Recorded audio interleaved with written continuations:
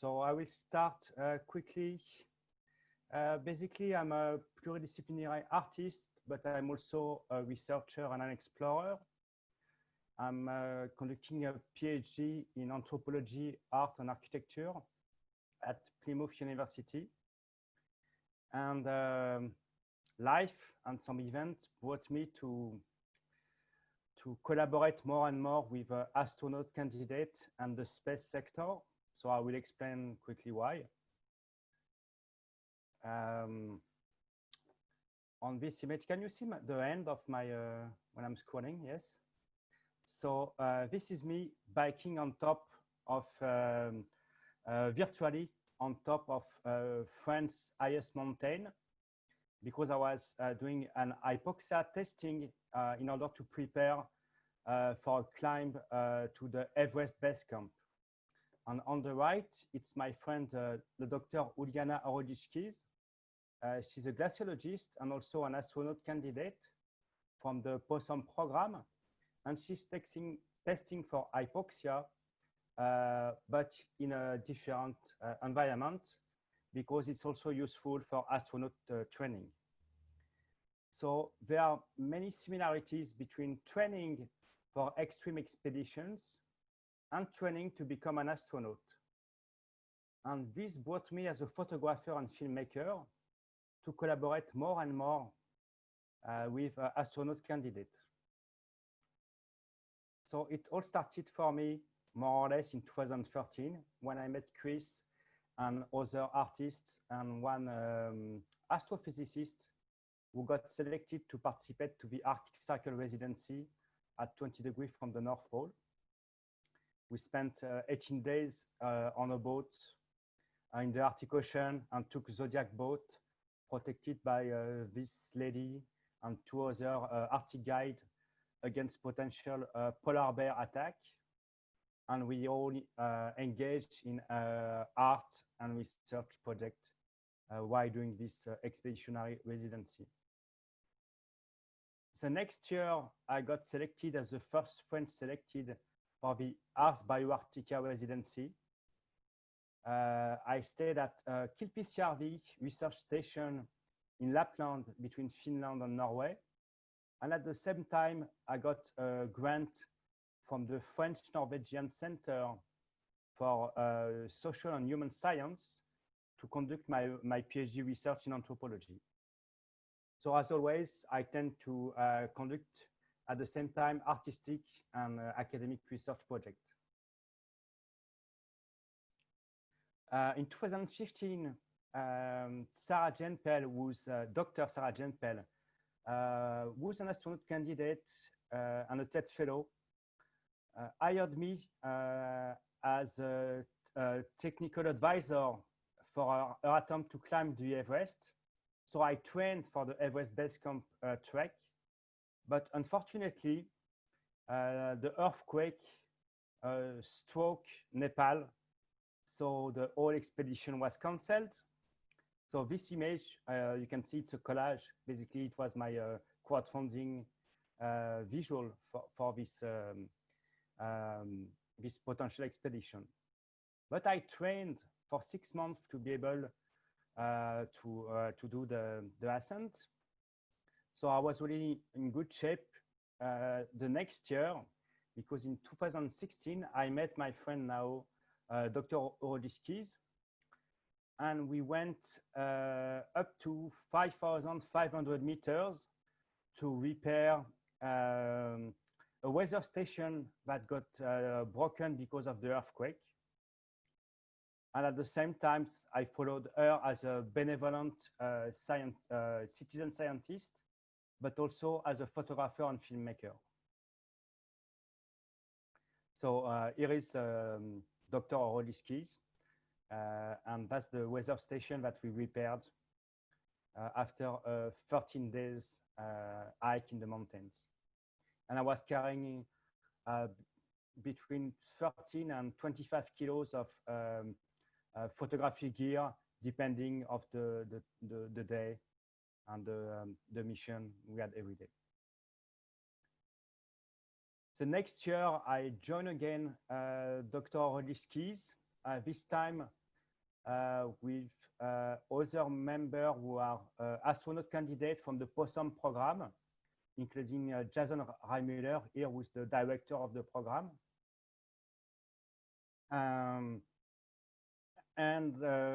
We climb the world highest volcano up to an altitude of almost 6,000 meters high.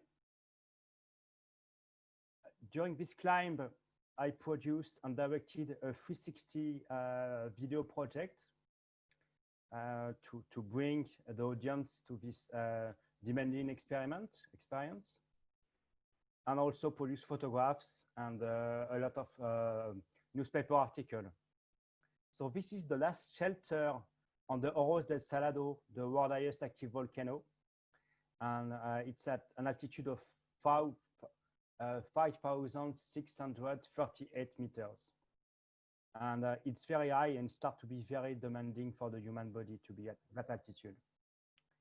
So one of my artistic approach is to try and be able to produce the most aesthetical image in deteriorated environment in a demanding situation.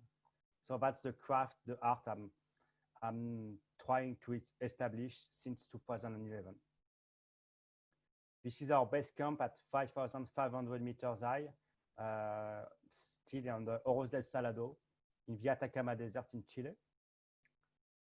Our rover that got stuck in the sand before starting the ascent. Our team conducting astrobiology research. And the next year, I met again my friend from the POSSUM program. Uliana Dr. Olski wasn't here. But I met other member of that very interesting training program because I got hired by a film production company to direct some part of a documentary about an astronaut training, basically an emergency egress from a mock-up Orion capsule. And because of my participation to all those experiments and expeditions, I got hired by the Euromoon Mars program of the European Space Agency to conduct different types of missions as an artist and an explorer and anthropology researcher. So in 2018, I participated to location scouting inside lava tubes in Iceland, because those lava tubes are similar to the one you can find on the moon. And some of the space agencies are planning to maybe settle into those lava tubes in order to settle on the moon. And after this mission in September, I went again in Svalbard, where I met Chris in 2013. So I went back in 2018 to conduct various survival training, basic safety and survival training for the Arctic environment at 20 degrees from the North Pole at the northernmost town on Earth. And the training included rifle training against polar bear and learning how to do emergency rappelling into Moulin. And Moulin, it's a vertical ice cave. So we learn all those kind of skills. And the next year, in February and March, I participated as an analog astronaut to European Space Agency moon mission simulation. So I lived in this habitat for 15 days, completely locked down, a bit like for the COVID, you know, but the big difference is that every time we went outside this habitat, we had to wear helmets and life support system in our back in order to simulate a moon mission. So I was there with a group of 6 people. And this is, that was our daily activities. It's kind of hardcore speleology. exploring lava tubes with, helmets and life support system in our back. So this is the kind of image I also produced during this mission. That's the habitat at night. And you need to imagine that I took this image with my camera, of course, but also with a helmet on my head. So it was also a complicated situation in order to produce art.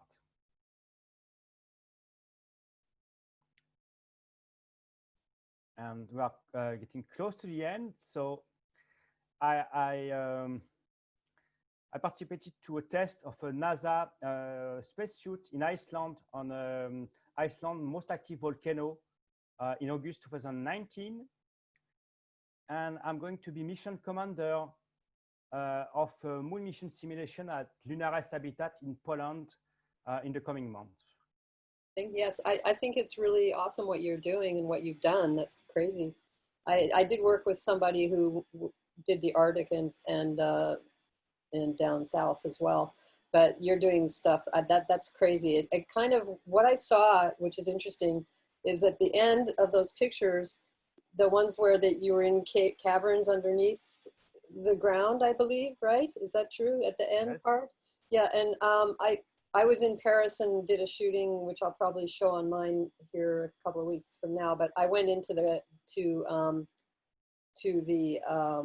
oh my gosh, I just lost under the oh my gosh, I'm sorry, in Paris, the catacombs. The catacombs. Thank you, Dorothy. I appreciate that. I lost my brain.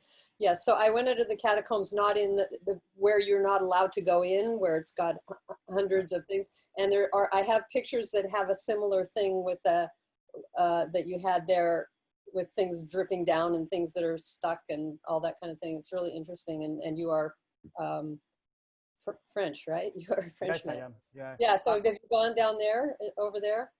No, I've never been to a catacomb. I'm based in Paris, and I've got many friends who are doing that, and some are like almost addicted to it. Doing we call them a cataphile in French. Yeah. I don't know how do you say that in English.